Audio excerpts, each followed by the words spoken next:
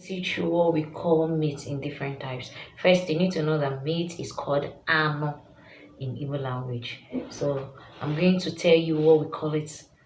Depends on the like different kinds of meat, what we call it in Igbo language. First on my list is chicken.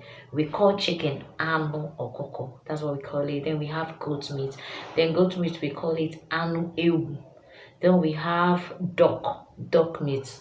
We call it anu obala, anu wala. Then we have pig meat. We call it anu ezi. Some people call it anu Asian. Some people call it anu ezi.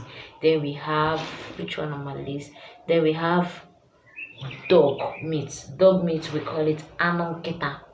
Anu kita. Then we have turkey meat. Turkey meat we call it anu toro toro. That's what I grew up to do it. I don't know whether there is an anu toro toro. Then we have cow meat. Cow meat we call it anu nama. So these are the different kinds of meat and what we call it in Igbo language. Thank you for watching.